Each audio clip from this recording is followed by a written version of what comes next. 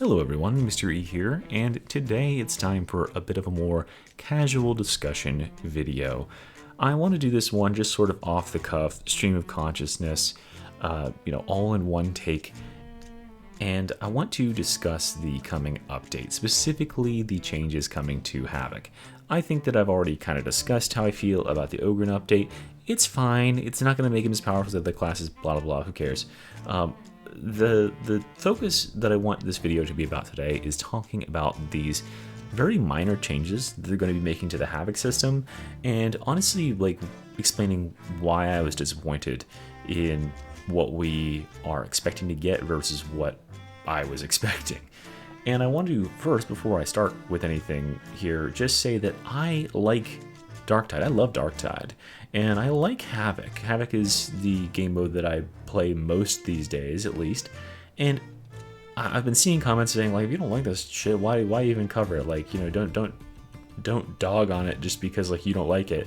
I wouldn't dog on it. I wouldn't criticize it if I didn't like it, right? If I didn't like this game, I wouldn't be here making content about it. I wouldn't be streaming it like most nights. Like, if I didn't like this game, I wouldn't give a shit about whether the update surprised me and enticed me to play Ogren, or whether, like, I could care less about it. And so I don't want you to feel like I'm out to get Fat Shark or whatever. I am just here to give you my opinion as a player who has 1900 hours, and I expect to have at least 1,000 more.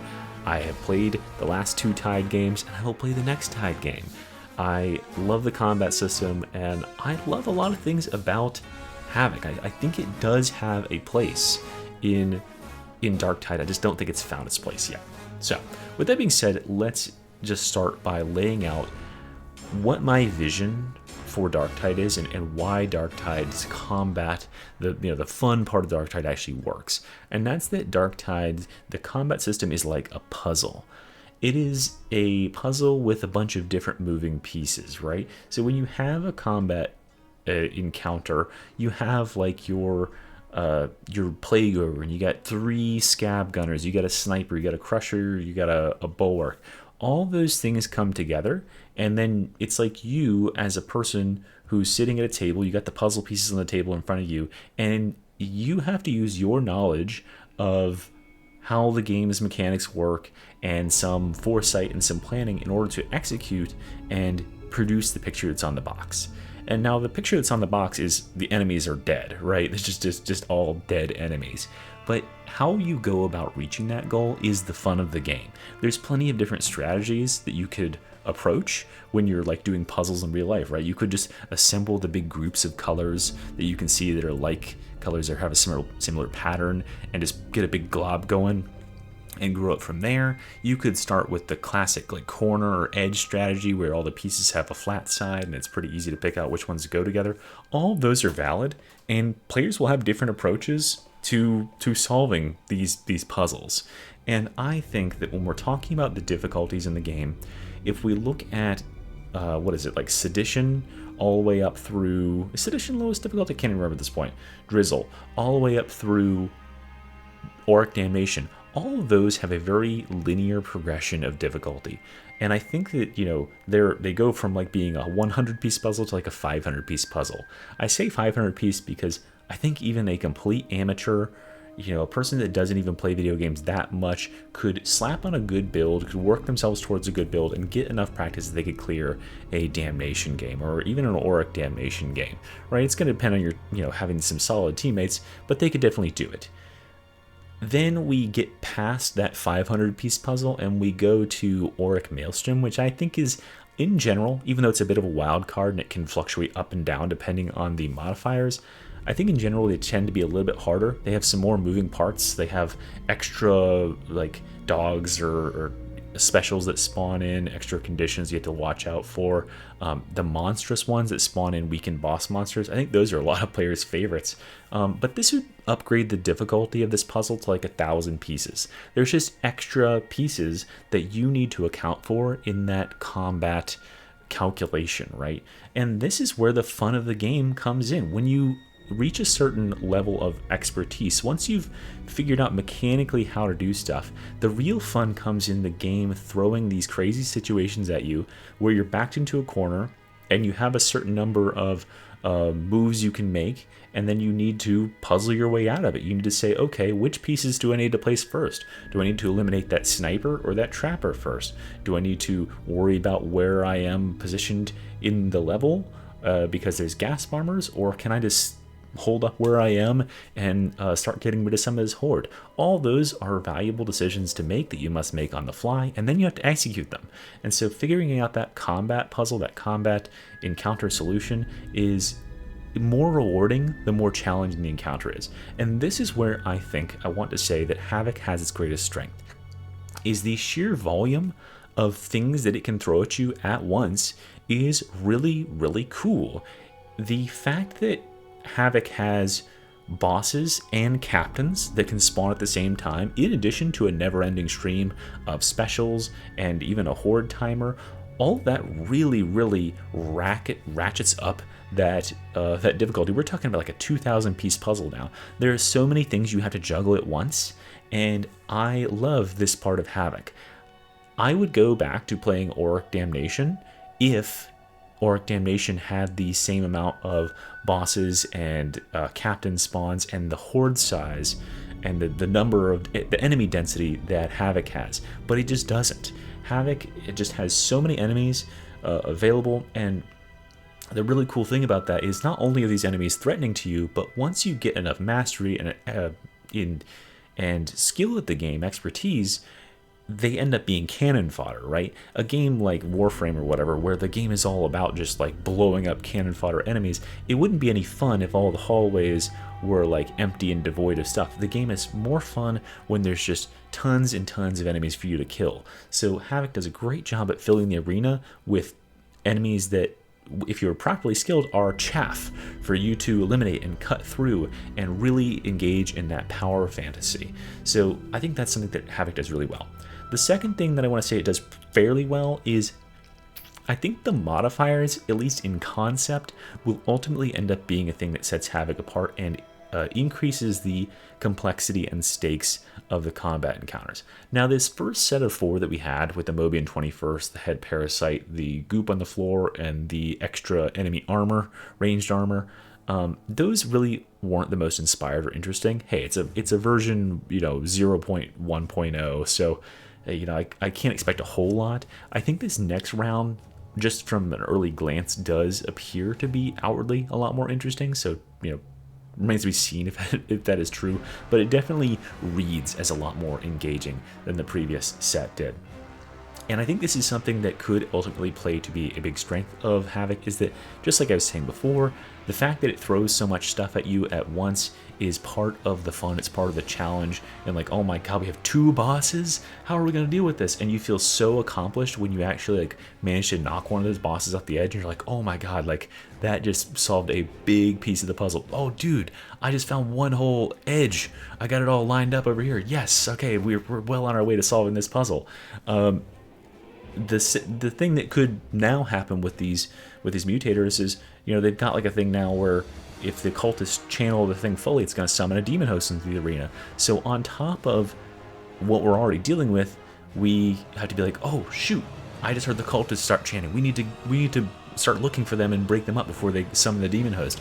I think adding stuff like that to the game, out of all the modifiers that they showcased for this go round, I think that's the one that's got me the most excited, because that's going to make you change your gameplay on the fly. In the same way that adding a couple more specials into the encounter makes you change your gameplay on the fly.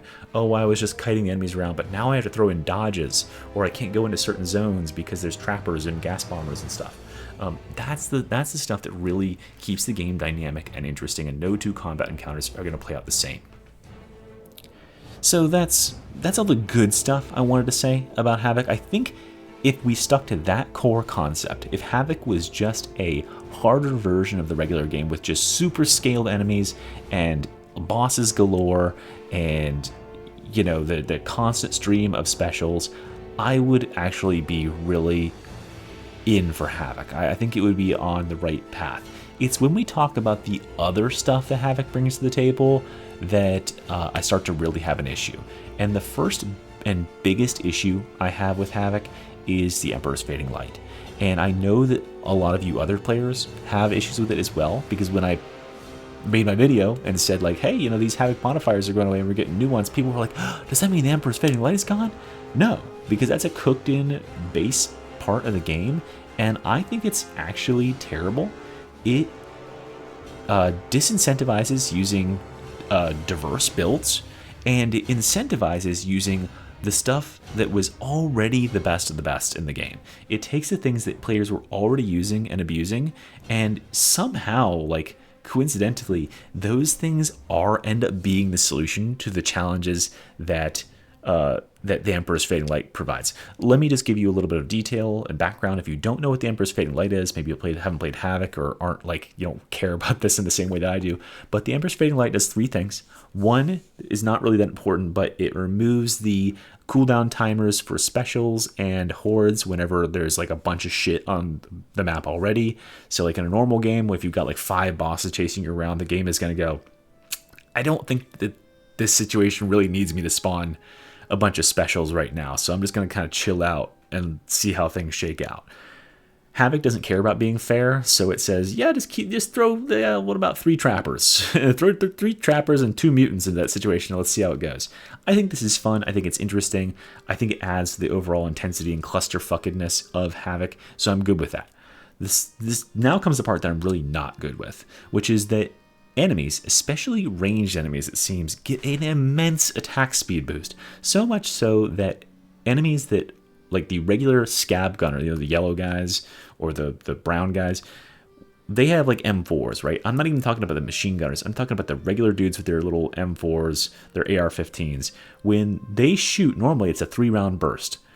On Havoc 40, it's an 18-round burst. Okay, so bye-bye toughness.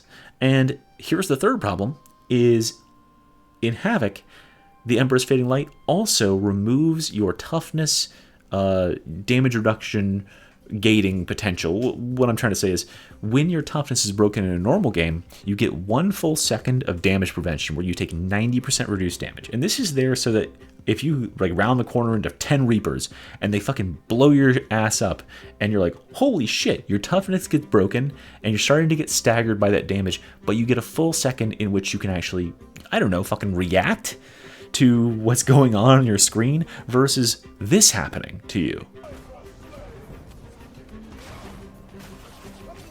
Are you fucking kidding me, dude? That was instant. That was instant.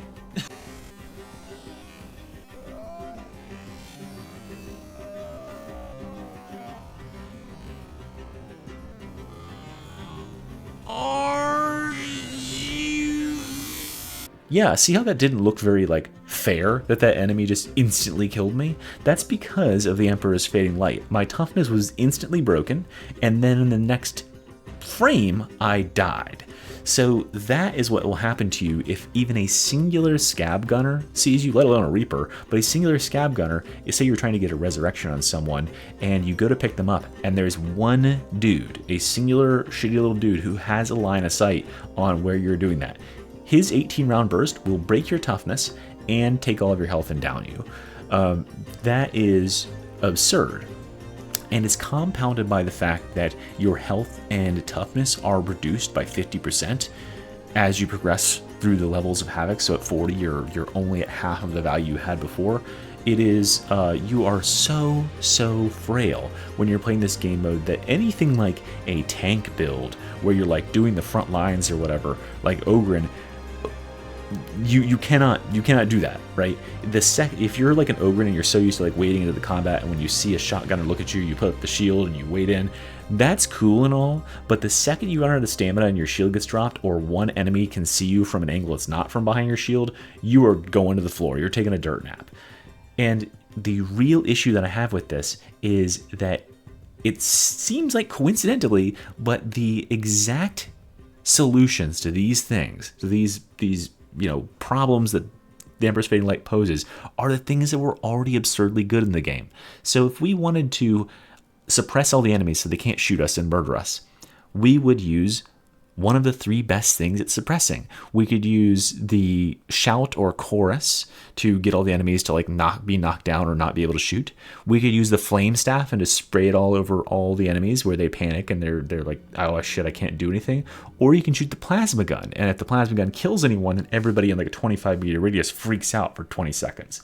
So those three things were already super duper broken, and now they're borderline mandatory because you have to be controlling these shooters. If these shooters are not controlled and they have even 1 second to shoot you, you could die. So the other way that you can solve this problem is by sliding all around like a goober. You can literally just skirt, like slide your little boot scoot and boogie all over the map.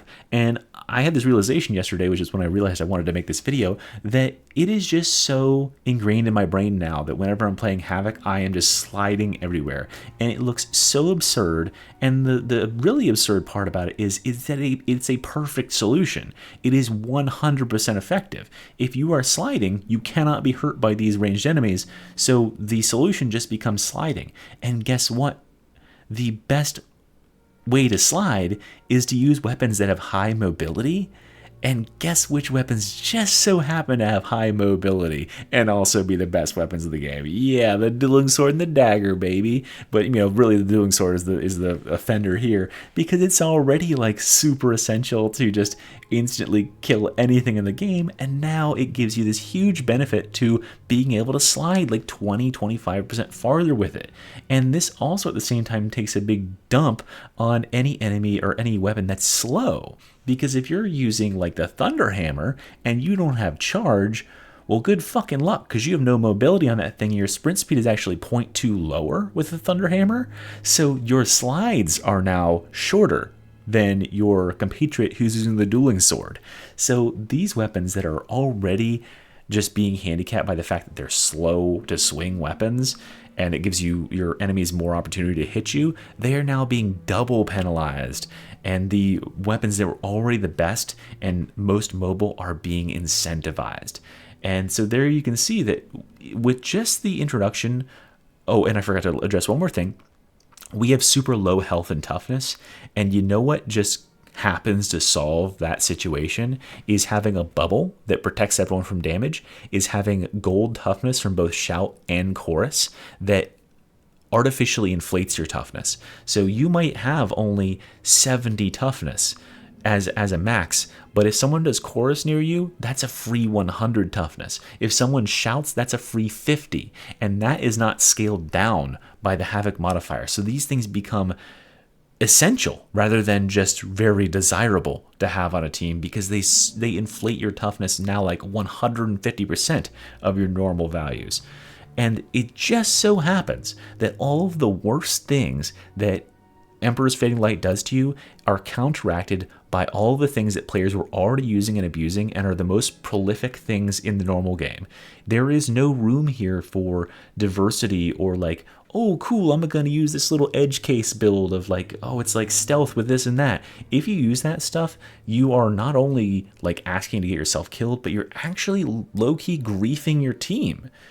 And then we have to consider the other really big problem that Havoc has, which is the ammo situation. And this is something that blew my mind that they didn't address this at all. Ammo counts on Havoc, the ammo values that you pick up from the map are 1/3 of the amount that you get in normal games. And that means that if you have an ammo crate that's dropped, normal ammo crates, every player can touch it once and they get a full ammo recharge. Everyone can have 0% and everyone will go up to full. If one player is on 0% in Havoc and an ammo crate is dropped, they will have to hit it 3 times and take 3 out of the 4 available charges in order to fill just their ammo reserves. And therefore, 33% available ammo. If you are using the Flamer and you pick up a small ammo crate, it refills 6 gas, right? The magazine is 33. So it's just absurd. And what that means is 2 things. One, ammo weapons, or weapons that are not efficient with their ammo usage, read every weapon that is not the plasma gun or the recon las gun, kind of the flamer and kind of the bolter. Weapons that are not those weapons that were already super fucking powerful and everyone was using them are just not usable.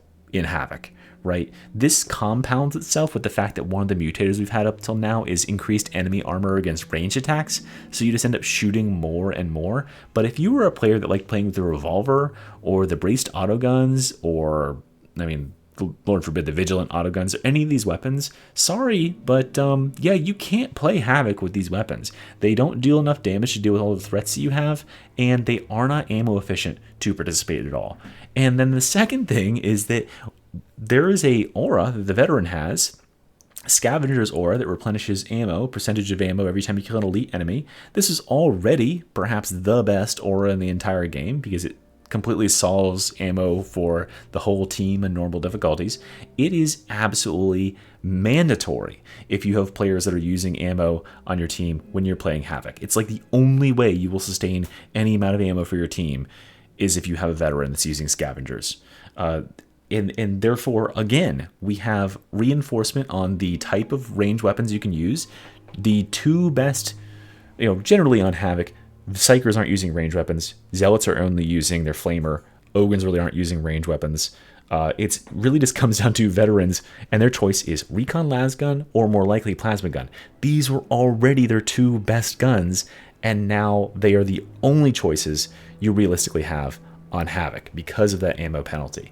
And this is just really sums up what my problem is with Havoc as a whole. Is every other difficulty increase in the game can incentivize you or make you think about what is a different build I could bring to deal with the fact that this Auric Maelstrom has 50 dogs in it. Could I bring a machine gun and just mow them down? Yeah, you could.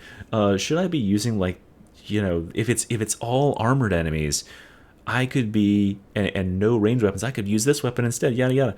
All that stuff makes you think about, hey, a different build I could bring. With Havoc, there really is no debate on the topic. Havoc has a set of restrictive modifiers that make the solving the combat equation a linear solution. If you are a Psyker, it's simply unimaginable that you would ever bring Scryer's Gaze and a gun. There's not ammo enough to go around for it.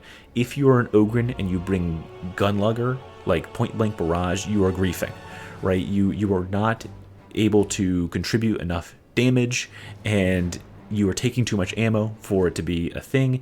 You also simultaneously are going to be the most vulnerable thing in the world because you need to be staying on the aggressive on the melee to knock everything down. If you're a Zealot, at least Zealots, most of their things are pretty good, but if you're a Zealot and you don't bring a weapon that can deal with armor, you're gonna have a really, really bad time in melee. So yeah, just bring the dueling sword every single time. And of course, veterans, just which things are really, really good. And anything that would be considered middling or bad before is just straight out. And that really, really sucks. I think ultimately what frustrates me the most about the inclusion of this Emperor's Fading Light thing in Havoc is that above all other things, the Emperor's Fading Light is what dictates what can be played into Havoc. You would think that Havoc, being a system that is primarily focused on these mutators and the levels and the level conditions and the increased sizes of hordes and bosses and enemies, all that stuff is supposed to be the compounding interesting cool factor about Havoc, the thing that makes you have to step up your game. But really, it's this hidden other factor that makes it so that you don't have any ammo and you can die in a moment's notice. And it's not the mutators that end up deciding what builds people bring. So what will happen is that a month from now, when we have this new set of mutators, we will have the exact same builds. Everyone will still be running the exact same team comp with the same four classes on it, because those are the things that they're not there to counter the mutators. The mutators are irrelevant. The only thing that's relevant to whether or not a build is viable in this difficulty is the Emperor's Fading Light. And that's not to say that I don't understand the purpose of the Emperor's Fading Light. If you've ever played high-level Havoc and then gone back to play on Auric, you might have the realization that, holy shit, I'm invincible, right? That is because players have crazy, crazy defensive layering in this game. You have, if you're playing like, on a team with, like if you're playing a meta comp for like a Havoc meta comp and you play it into Auric, you've got Bubble, you've got Chorus, which gives you, regenerating gold toughness while you're going on. You've got Shout. You've got your whole gold toughness bar. Then you've got your whole blue toughness bar. And then you've got your health plus whatever regeneration you can do while the enemy's actually trying to break it. And enemies on normal difficulties don't have enough damage to actually break your toughness most times. So Fat Shark definitely saw this and said, well, fuck, like, Havoc is not going to be an intense or challenging game mode if we can't actually kill the players. And so they took a shortcut, right? Emperor's Fading Light is the shortcut. It's the way to deal some cheap damage to the players by just saying, any random gunner can penetrate your toughness and instantly hurt your health. Sometimes you die on Havoc and it does feel deserved. Sometimes you get completely surrounded by enemies and you get stuck for a second or two and you get hit like 3 times and you actually take some health damage. Those sort of instances feel deserved when you take health damage like that. What doesn't feel deserved is when you forget to booty slide from point A to point B and you get hit by a gunner you didn't see hiding behind a stack of boxes. Just instantly knocks you to the ground or instantly like halves your health. And that is the sort of stuff that's really, really frustrating in Havoc. And it's the sort of thing that not only filters builds, like viable builds, like, there's a big, big, big subset of builds that just are not viable in Havoc because if you cannot stagger or prevent these enemies from shooting you, and if you can't boot, scoot, and boogie between all these different enemies at a really fast speed, you're going to have a terrible time. But it also filters the players that actually want to play it, right? Because many players just cannot be arsed to learn to butt slide everywhere, to just have to have a set of eyes in the back of their head that like any random enemy could frag you from out of nowhere. It's a completely like foreign subset of skills that is not trained in the normal game. And then you get players to Havoc level 20 and you're like, all right, so the stuff you've been doing so far, but also remember that now every enemy is just a deadly assassin. Every enemy is basically a sniper in the normal game, right? But with no laser. So even worse than a sniper, and they can fire like 20 times as fast. So yeah, like this is a war of 2 conflicting poor game designs. We have on one hand the player's defense, which is way too high, and we have on the other hand the enemy's offense, which is way too high. And what this ends up being is like, yeah, players will either live forever or they will rip instantly. They will get destroyed instantly. What if, and here's just a crazy idea, what if we took both of these things and lowered them way down, took us back to like baseline levels where the stakes aren't like instant death or no damage at all, right? Because that's where we're at right now. We're at like, okay, if you don't perfectly bullet slide from this point A to point B, you're just dead. You're just straight fully dead in like 1 millisecond. What if we lowered it down? And what I'm saying is get rid of the Emperor's Fading Light. And while we're at it, let's get rid of those ammo limitations and the health and toughness limitations. And at the same time, let's nerf some of these toughness generation and really overpowered abilities and weapons and stuff like this. It would make sense within the lore of the game that Commissar Duquesne, who ostensibly were doing this to like, impress her and have her be like, oh, come on, join the Obian 23rd and here's some shiny whatever. She could say, as the Commissar, as the person who's in charge of our missions, no dueling swords allowed this mission. No, or any chorus zealots have, or shout veterans have 4 times the cooldown because you're being way too noisy. I can basically hear you all the way up here in the Morning Star. If there were imposed nerfs on really, really overpowered and super strong abilities that are being seen in every single game, then other things would come to fruition, would fill in that gap. And removing the hardcore limitations of, every enemy can instantly kill you is going to allow for those things to proliferate a little more. At the same time, we can get new players to be interested in playing this game mode if you said, all right, Well, also these abilities and these weapons that are normally kind of bad, like the Shredder auto pistol or the combat shotguns or whatever, they get X buff for this season or for this campaign. And like infiltrate veterans and like ogrins of all colors, they get like these buffs on these abilities and these talents for this season. And this doesn't have to be permanent, right? Because now we have this season idea, or this campaign idea, where it's going to be rotating mutators and maps every so often, and we could use that as an opportunity to use Havoc as a testing ground for, like, okay, how would the game balance feel if these 5 like super powerful abilities that pretty much everyone is using were reduced in power considerably, and if these other ones that no one is really using were buffed considerably?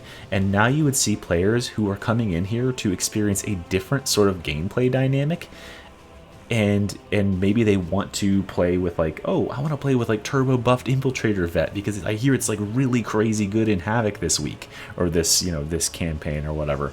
And players could develop their own new metas every league or every season or every campaign or whatever we're calling it, and it would be like cool and dynamic, and there could be lots of discussion around it.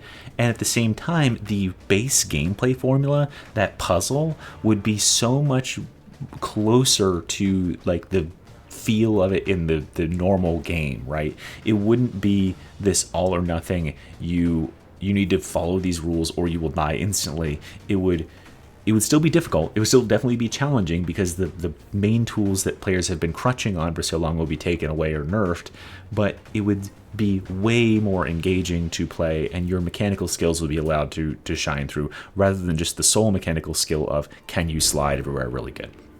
So that's just sort of my pie in the sky dream ideal for Havoc, is that it could be like this rotating series of penalties to like super powerful things that you see all the fucking time and are bored to tears of, and buffs to things that you never get to see, all while maintaining that really, really high, intense level of difficulty in enemy spawns. And of course, please remove those ammo limitations and the instant ripping that the Emperor's Fading Light provides. Anyway, guys, I think that's about all I have to say. Yeah, let me know how you think about some of these ideas down in the comments. I think I think I kind of agree with a lot of the community now. Yeah, it didn't bother me for the longest time, but yeah, now that I've been playing it for so long, it really does suck that there's so many builds that I used to play on Auric. I'm like looking at my old builds and my old build guide videos, and like I legitimately can't even recommending like playing any of those anymore, because they're either just too ammo hungry or they would never survive 5 seconds outside of a bubble. That sort of stuff just really, really sucks. You can't even like play. There's no way you could play Thunderhammer right without charge because you're too slow. Those sort of things are a real bummer for Havoc. I would love to see them changed. I'm not holding out a lot of hope for this happening anytime soon, or maybe anytime ever, but I would feel like I wasn't doing my duty if I didn't put it out there, my wishes into the world, and maybe manifest it to come true. So I hope you all are having a good day, and thanks for listening to me ramble on for this long. And I'll see you next time. Mr. E out. Bye.